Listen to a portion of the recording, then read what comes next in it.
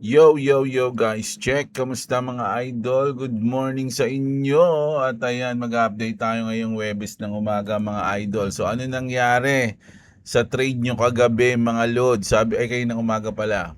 No, kanina alas 2. No, kita nyo naman nag-pump, nag-dump and then nag-pump and ngayon mga magda-dump. Ha? So titignan natin 'yan mga idol mag-update tayo sa lahat ng medyo matitinding news natin ngayong araw, no? So bago ang lahat, syempre alam niyo na sana pa-like ng ating video, subscribe sa mga gusto ng ganitong content, everyday news, trending news, crypto news, global news, mga idol, no? So ayan, so update na tayo. Punta muna tayo sa chart natin kasi ito yung nangyari, no? So kita nyo, halos dito nagsimula mga lods. So bigla tayong nag-pump, no? Ayan, kita nyo.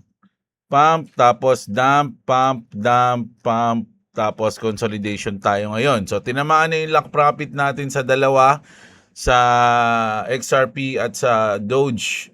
No, yung 80 natin, something, ayan na, nadagdagan ng mga 50, something, ganun, mga 50 USD, mga idol. So ngayon, waiting ulit tayo.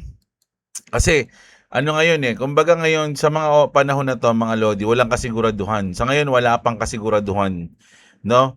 Kung aakyat tayo o babagsak tayo. Kasi nga, wala pang kasiguraduhan yung Clarity Act. Tapos, post, kaya lang sabi ni Kevin Morse, hindi naman daw post yung tawag doon mga lodi. Mamaya update na, mamaya sabihin sa inyo ano yung sinabi niya, no? So sa ngayon waiting tayo kasi yung ating RSI nasa 39, so hinintay ko siyang bumaba na banda dito na banda, mga pa-position na ako pag mga nasa 20 na, no? 25 to 20 siguro. 25 to 20, doon ako hahangad o magtatangka na position mga idol sa ngayon, no? Sa Doge ang ganda sana ng position natin no, kaya lang ganun din, buti na lang nag-take profit tayo, hindi tayo nag-screenshot lang. Malaman GG na naman tayo, pero dito sa XRP hindi, kasi dito yung position natin, no? So, okay lang. Kumbaga, wala pa. Kumbaga, sakto lang mga idol yung ating take profit dyan. So, mag-news na tayo. No? Mag-ano muna tayo. Sa tingin ko, local news muna tayo mga idol dahil importante ito sa Pilipinas mga lodi. Si Mario Naufal pa yung nag-post nito.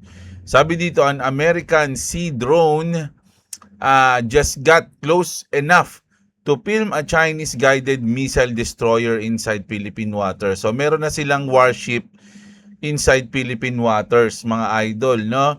The 240,000 light fish vessel built by California company CSATS close to within visual range of the warship about 105 km northwest of Luzon. The firm says it has previously encountered multiple Chinese vessels of different classes in the same waters. This ability to gather crucial imagery of warship in a contested area is going to be very useful. Alam niyo kung bakit mga lodi importante ito mga idol, no? Kasi dito sa ating pinag-aagawang parte ng tubig, dagat, mga idol, usually ang nagbabakbakan lang diyan, ang nagtitirahan lang diyan, nagbobombahan ng tubig diyan is mga Coast Guard lang, no? Hindi ka pwede maglagay ng mga warship diyan. Kasi pag ikaw naglagay ng warship diyan, gera na 'yan. 'Di ba? Kung natatandaan niyo, kung alam niyo naman na hindi lang Pilipinas ang nag-aangkin diyan. Hindi lang China. 'Di ba? Marami mga idol, no? Vietnam, Japan, ano pa ba? Ano pa ba yung mga nandiyan? Basta marami diyan, mga idol. So hindi sila pwede maglagay diyan ng mga warship kasi kumbaga ang ano diyan, Coast Guard lang tayo. Kaya nga sabi ni Robby nung nakaraan, 'di ba? Palakasin kaya natin yung Coast Guard natin. 'Di ba?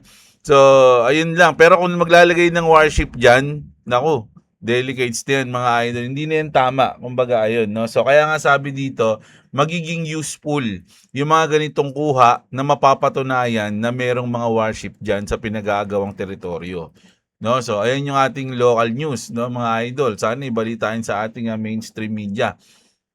Okay? So, punta na tayo dito dahil kahit na nag-post o kung ano man yung term ni Kevin Warsh, nagdugo, no, ang US stocks market, mga idol. No? US stocks bleed as Wall Street posts its worst day in over a year after the Fed hawkish hold. No? The Dow crashed 1,153 points and the Nasdaq entered correction territory as Iran, the Fed, and surging oil all hit at the same session. Kumbaga ang nangyari kasi, mga idol, yung bakbakan ng Iran-US nandyan pa rin, no? Yung Fed, mga Lodi, yung ating sila Kevin Wars na nag-post at medyo, hindi ko alam kung hawkish o dovish yung nangyari. Pero may pagka-dovish kasi yung sinasabi ni, mamaya maano natin yan.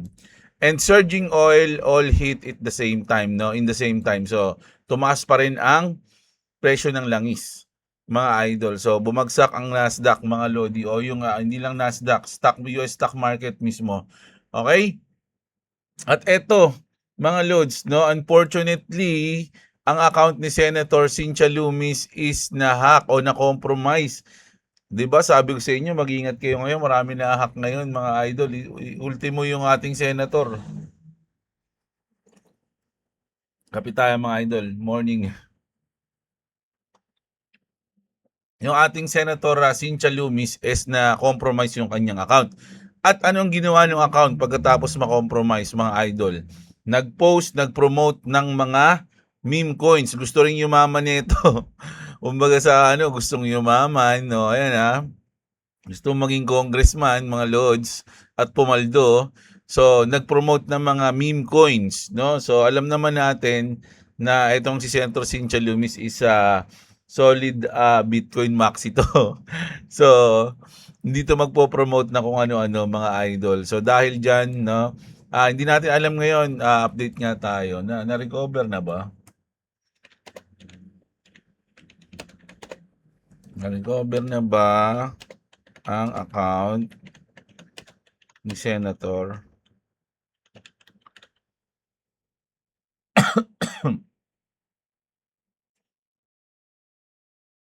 Oo, mukhang na-recover na. Ang scam post tungkol sa Lummis token ay mabilis na na-delete. O, ayan noong July 29 kagabi to, makahapon. Hanggang ngayon, walang bagong suspicious activity sa Lummis account, no? So, wala na. Aktibo rin to kasamang legitimate post tungkol sa Clarity Act. So, ayun, no? Bigla lang nag-post ng Lummis coin. Grabe. So, ano to? Awareness, mga idol, na kung yung mga mismong senator ay nako-compromise yung account, paano pa yung mga normal na tao? So mag-ingat kayo, mga idol, lalo na kung may mga sikreto kayo dito sa chat. Siyempre kapag nakuha nung hacker yung account niya, mababasa niya yung mga chat, 'di ba? Kung ano man yung mga chat dito sa sa account ni Senator Cynthia Lummis. So ayan, dito wala to, mga ano yan, mga chupol lang yan. 'Di ba? So ayan, ingat. Tapos, mga lodi, eto, kung naalala nyo kahapon, 'di ba, ay kagabi. Sa mga hindi pa nakanood ng video kagabi, panoorin nyo, malupit yung video natin. Ito, hindi lang yan tungkol sa sa Fed, malupit yung mga balita natin diyan. Kung naalala nyo, mga idol, nag-news tayo diyan na ipinapaban ni Donald Trump lahat ng mga AI models, robots, robodogs ng China. Okay? Pero nag-react si Mark Zuckerberg, no, yung CEO ng Meta. Sabi niya, US should not ban Chinese AI model. So tinanong ko si Grok, ano yung mga reason ni Mark Zuckerberg? Bakit niya nasabi 'yon? Sabi niya, mga pangunahing dahilan ni Mark Zuckerberg, no?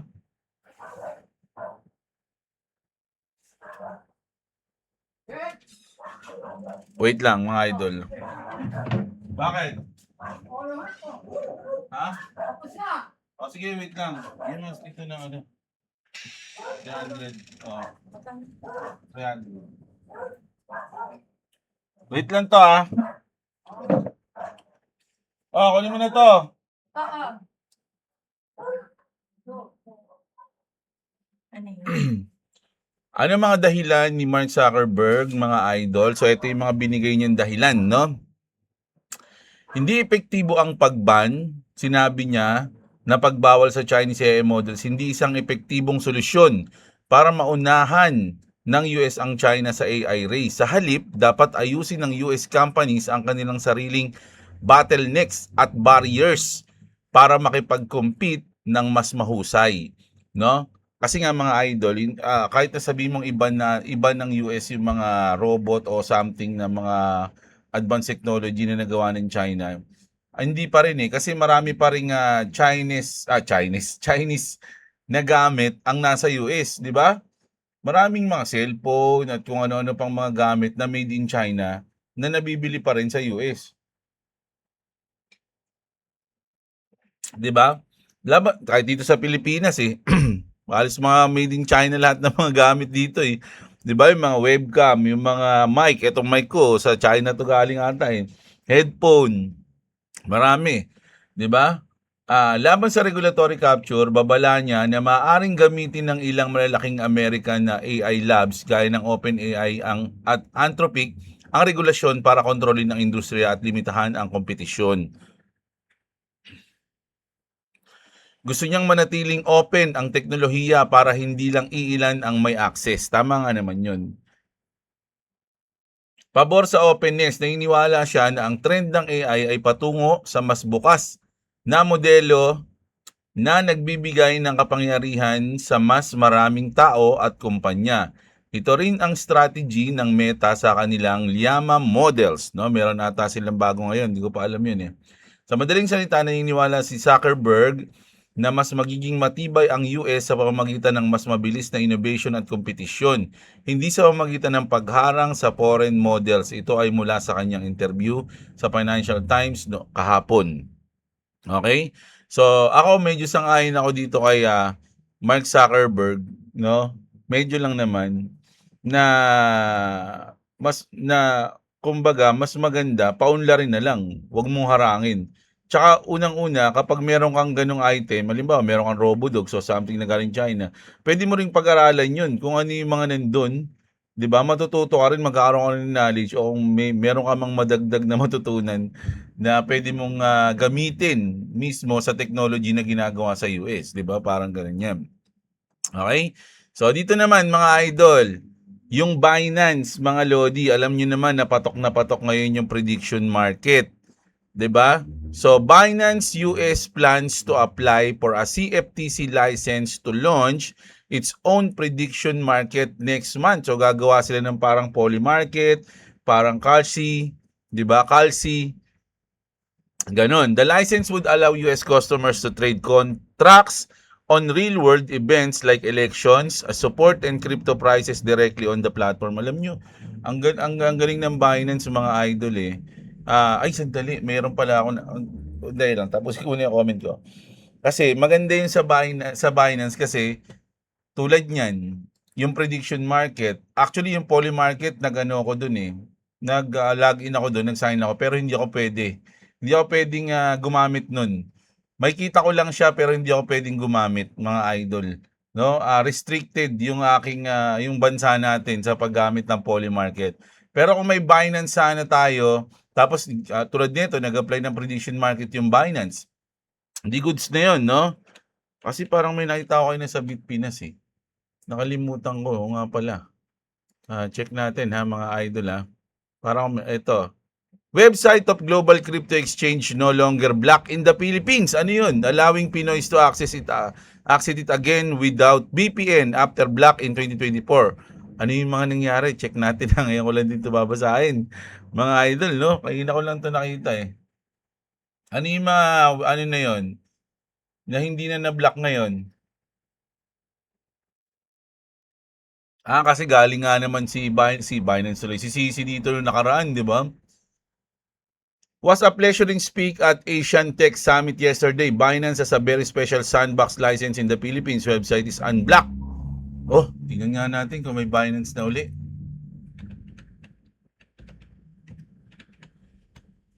Wala pa rin eh. Wala naman. Dali. The Binance founder has made public appearance. Wala naman eh. Kala ko naman meron ng Binance. Ano na yung mga nawala? Ay, bumalik. Wala pa rin eh. Ang na-access ko kasi yung Binance ko dito sa aking Opera browser eh. Dito sa Opera browser, ma-access mo yung Binance, di ba? Kasi parang meron to eh, built-in VPN to, mga idol, no? Pero mismo sa sa browser natin, nakaban siya, mga idol. Bagal lang dito ng ng ano ko, Opera ko eh. Balikan natin yan, ma'am. Ito na, o ayan, dito sa Binance sa Opera, pwede tayong mag-login dito, no, sa Binance natin. Kaya lang, syempre pangit eh. Mas maganda din mismo sa natin, sa browser. So wala pa, hindi ko alam kung ano yung sinasabi niya dito, mga idol, no? Kasi kung titignan natin dito sa Binance.com, oh, uy, meron na. Meron na. Ba't meron na bigla? O yan, meron na pala mga idol eh. Oh, na-access na yung Binance, mga lodi. Kita nyo? Ito ewan ko lang ulitin natin. Baka mali eh. Baka namamalikmata lang tayo eh. Binance.com, okay? Oh, yun, meron na mga loads, no? Oh, tama yung nabasa natin dito. Oh my goodness. Ba't di ko magat nung una pa lang? O ayan Binance quietly returned to to another Philippines ISP. O ayan na mga lodi, pwede na ulit sa Binance.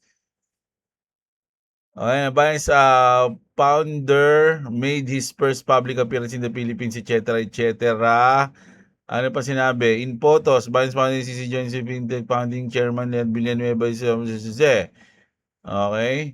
The ISP Access Restoration follows an executive panel at the Asian Tech Summit in Manila where Binance co-founder Changpeng Zhao o si CC appeared on stage with Fintech Alliance Philippines founding chairman Lito Villanueva. During the panel, CC discussed stablecoin architecture, cross-border remittance, cost reduction final. So ito na mga lods, no? Goods na to.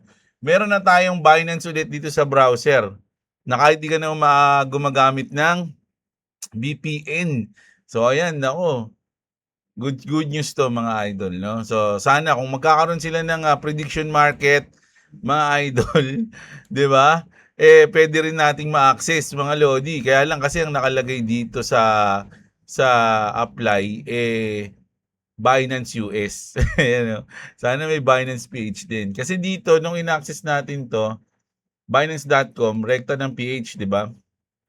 O, ayan. So, pwede na tayong mag-login dito ulit sa mga gusto. Mga idol, no? So, good news to, mga lodi. Bumalik na. No? Bumalik na ang Binance sa Pilipinas, mga idol. No? Pero, syempre, kung magti-trade ako,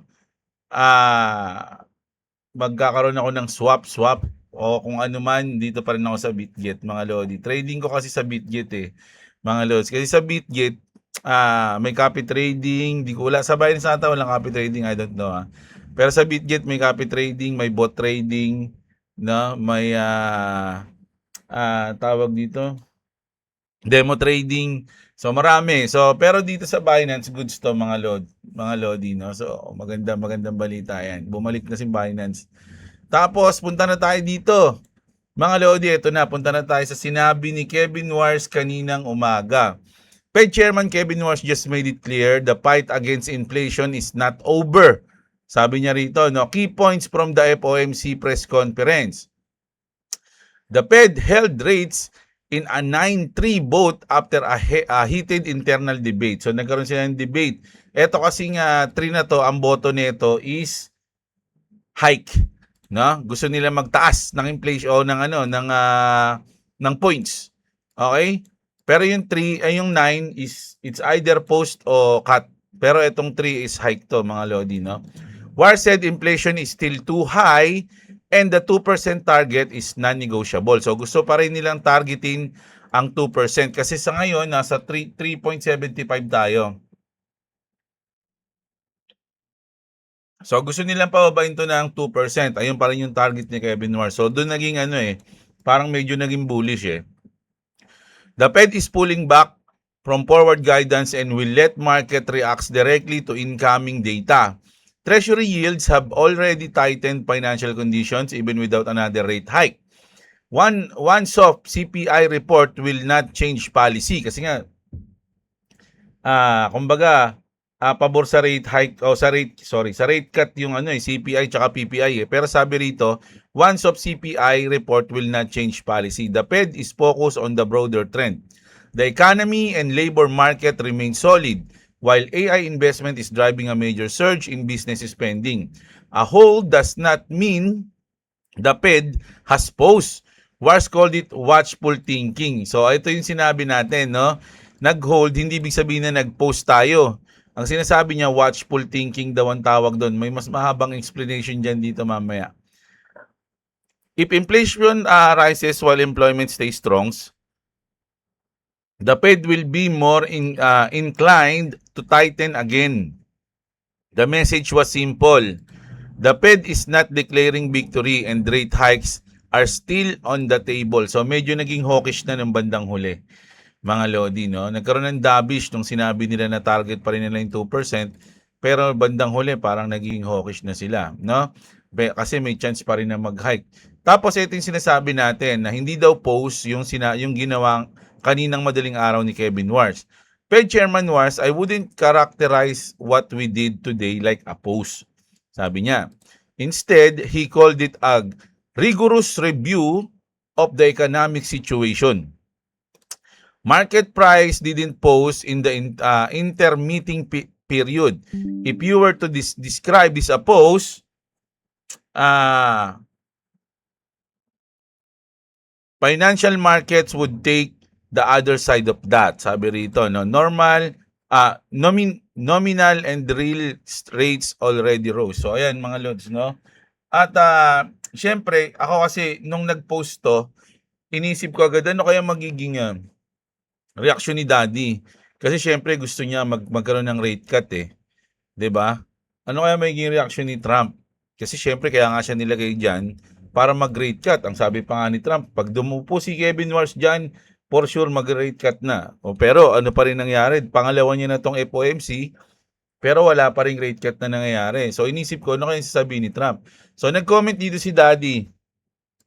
Sabi niya, Trump said Fed Chair Kevin Wars is fighting his own board members who is refused to cut interest rates.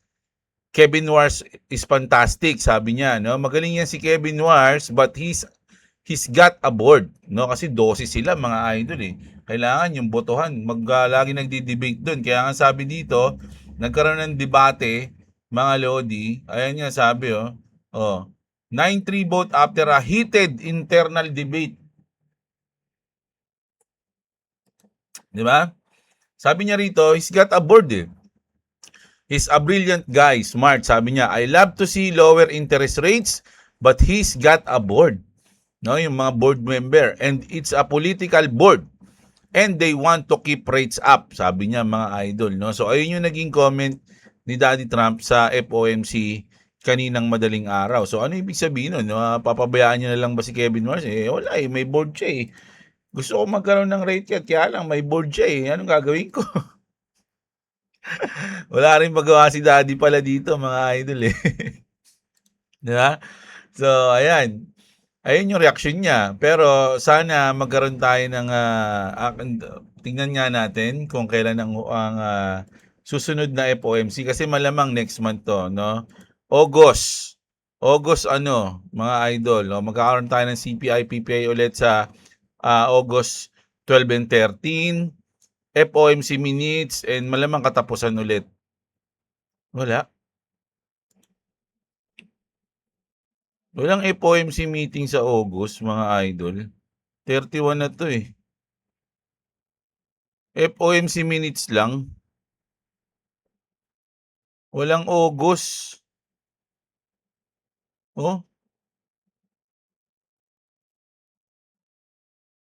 O walang August mga idol, paano yan? Ba't ganun? September na? Oo nga, September na. Mga idol, 17. September 17 na ang susunod. Mga Lodi, wala tayong August, kalagitnaan ng ano tayo, September. Okay? So medyo malayo-layo pa 'yon mga idol.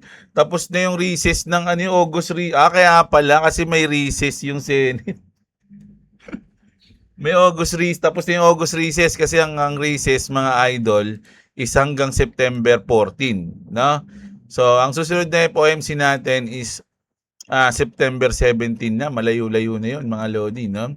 So eto naman mga Lodi, dahil nga walang August. So ayan BTC has never closed August in the green during midterm year. It has never happened. This time likely won't be different. Bearish for Bitcoin kasi kung titignan nyo dito mga idol, may sounds ba to? Wait lang.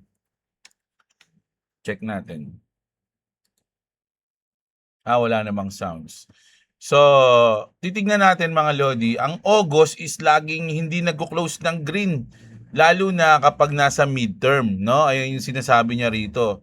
Laging red, no? Ito yung midterm, no? 2022, dito muna tayo, 2014, negative 17, 19, negative 4, 2022, negative 13, at ngayong 2026, negative 50. Hindi, wala pa. Wala pa mga lods, no? So, ang ini-expect natin daw o ang ini-expect nila is magiging pula pa rin ngayong August. Oh my goodness. So, bearish tayo ngayong August mga idol.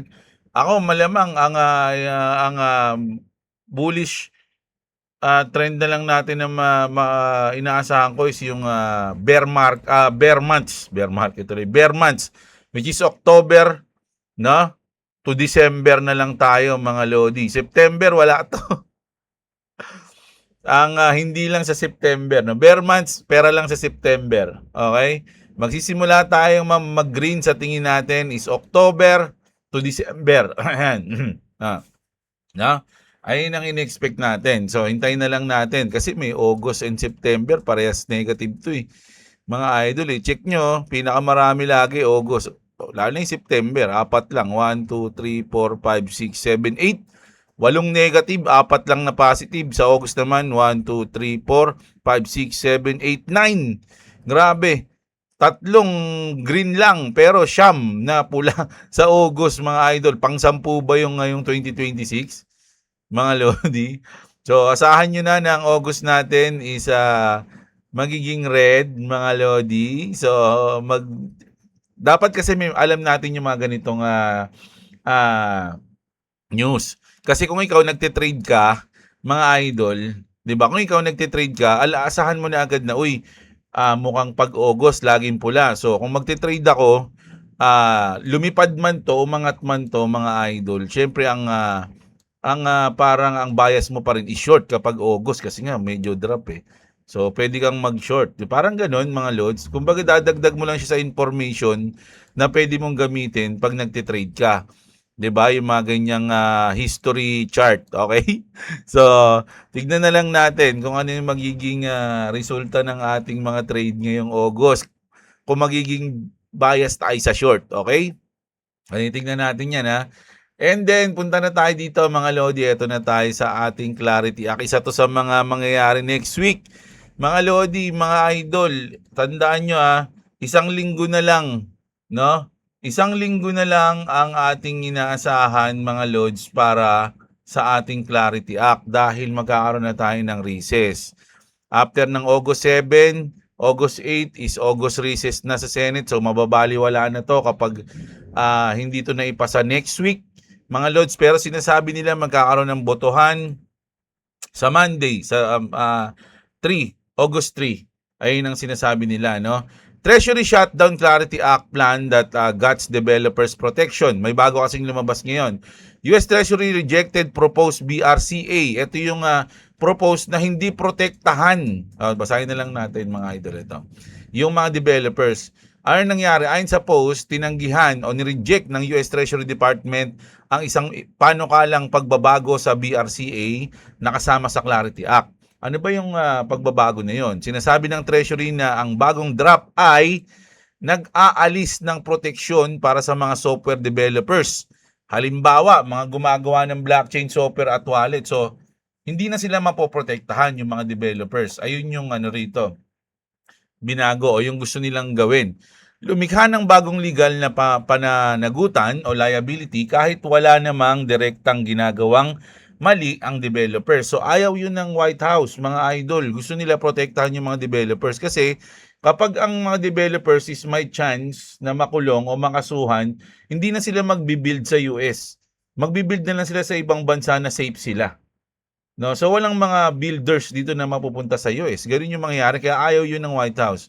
No, sa madaling salita, gusto ng Treasury na huwag gawing mas madali nakasuhan o panagutin ang mga developers na gumagawa lamang ng software. No, wag nilang kasuhan daw. Ano ang ibig sabihin ni Patrick Quit? Isang crypto advisor ng White House ay nagsabi ng ang panukalang ito ay not even close. So official na posisyon ng administrasyon. Ibig sabihin, hindi sinusuportahan ng White House ang bersyong ng panukala na yon. Iba ang gusto nilang paraan ng pag-regulate. So, may mga version kasi na yun nga, no? Makakasuhan yung mga developers at ayaw yun ng White House. Okay? So, ayun yun, ha? And then, ito, speaking of Clarity Act, mga idol, 100 bangko. Imagine, ha? Bangko na mismo yung nagpupush ngayon ng Clarity Act o ng crypto regulations. Mga lods, dati ayaw na ayaw nila pero ngayon, 100 bank executive wrote to Senate leaders urging the Clarity Act stablecoin yield prohibition to be strengthened.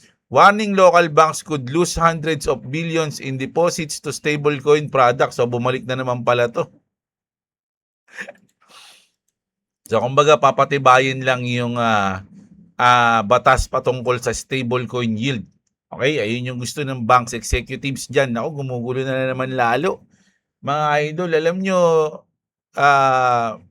medyo nalulungkot na ako dito Pero ang maganda lang kasi yung news natin kahapon, ay kagabi. Panoorin nyo yung news natin kagabi, mga idol. Meron doon na ang SEC at CFTC, no? Ay nakahanda na. No, nakahanda na sila para magkaroon ng sarili nilang rules if ever na pumasa man o hindi pumasa ang Clarity Act sa Senate, mga idol. Napakagaling ni SEC Chairman Paul Atkins pagdating doon. So ayun na lang hintayin natin. Hinihintay na lang din kasi nila kung ano yung magiging resulta ng botohan sa Monday No, once na matapos yung botohan sa Monday, doon na magde-decide yung mga yan. So hintayin na lang natin 'yon. Pero ano sa palagay nyo, mga idol, may chance pa kaya na maipasa ang Clarity Act ngayong taon? O wala lang chance ngayong August, pero pagdating ng bear months, doon nila ipasa para sabay na sa bull market. 'Di ba?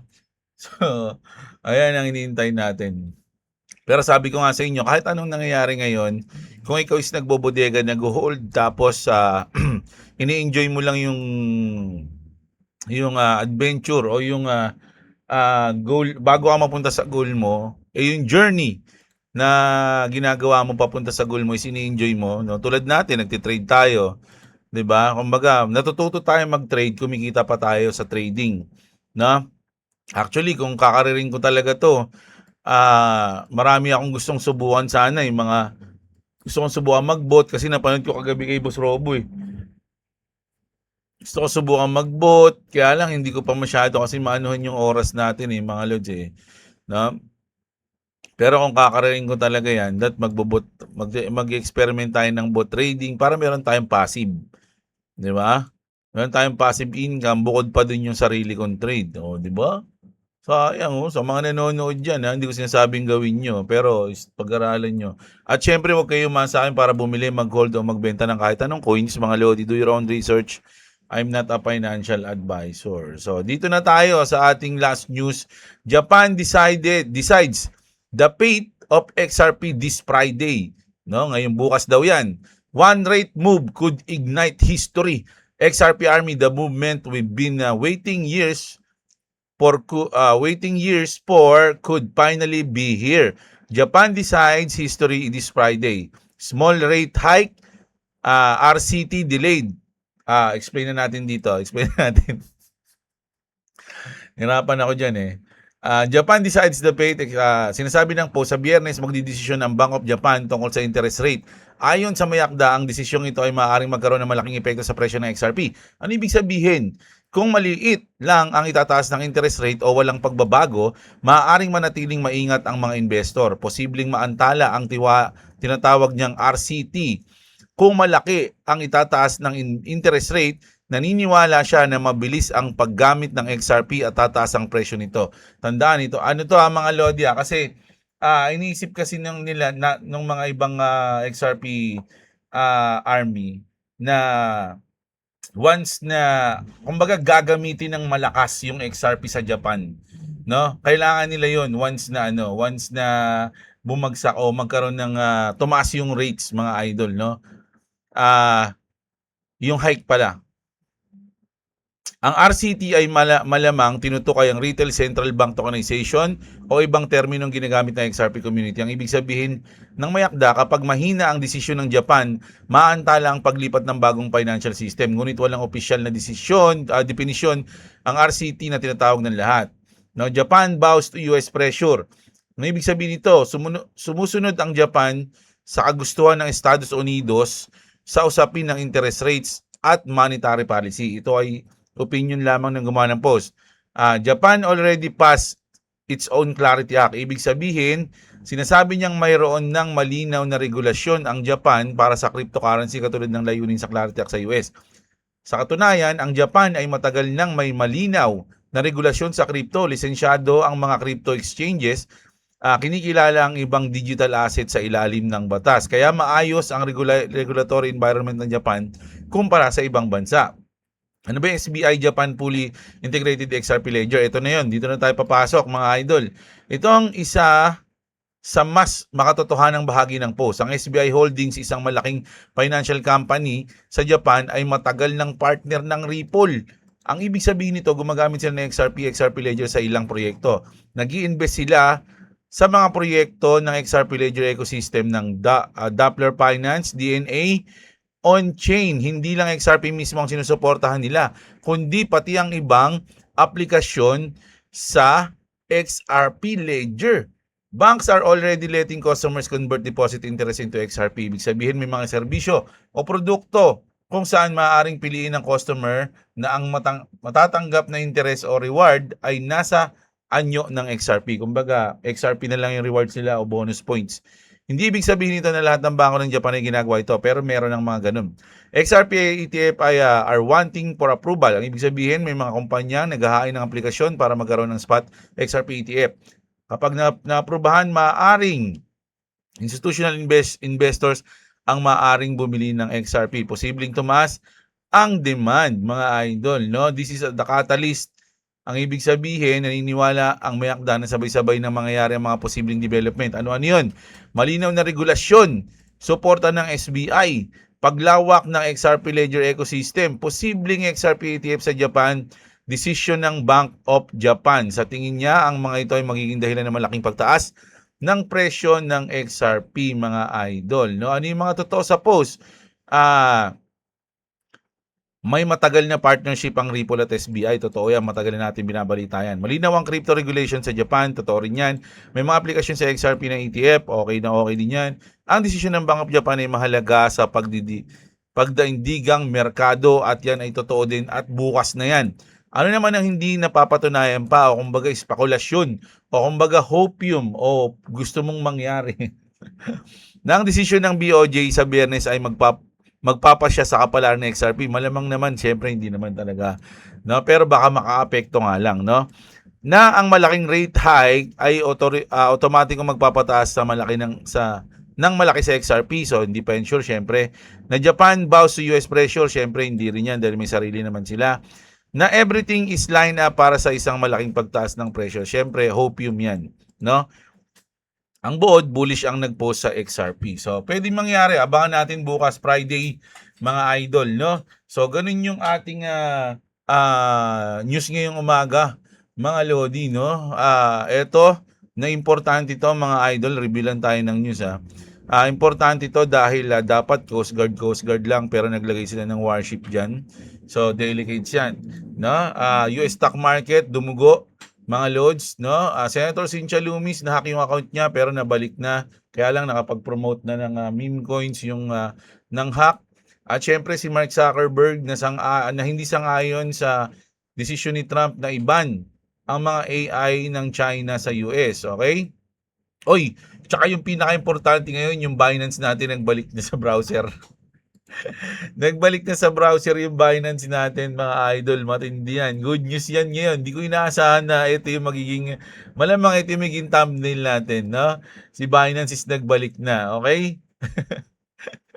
At syempre, nag-apply sila ng prediction market. Hindi. Tama ba? Prediction market. Ayan. Sana magkaroon din yung Pilipinas ng prediction market, mga lodi. Kasi pag prediction market, mga lodi, sa poly market, lahat pwede mong tayaan, no? Para siyang ano ba yung mga promote na sugal dito? No? Mga ganun-ganun, no?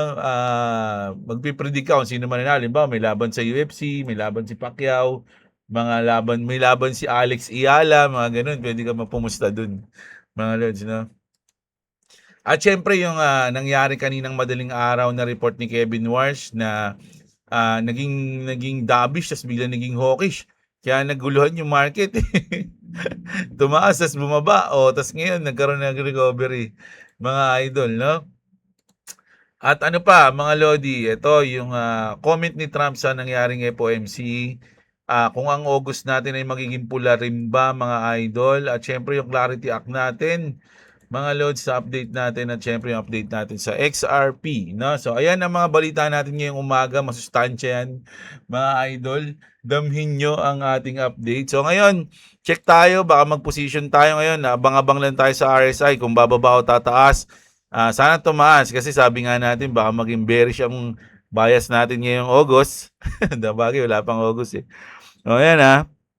Pero kahit ano na yan, mabilis-mabilis lang tayo mag-trade eh. Scalp lang tayo. So ayun, kita-kits tayo mga idol mamayang gabi. Alam niyo yan, everyday 2 video tayo para hindi kayo nahuli sa update. 'Di ba? So sino pang ayaw nun? Laging may update mga lods. So subscribe na kayo sa channel natin, click yung notification bell. At sana mga idol palambing, palike ng video natin. Napakalaking tulong na yan sa ating channel at sa aming mga content creator. Maraming salamat sa mga nanood. Kita-kits tayo mamayang gabi. Magandang araw sa inyo mga kapatid. At what's up mga idol? Yeah!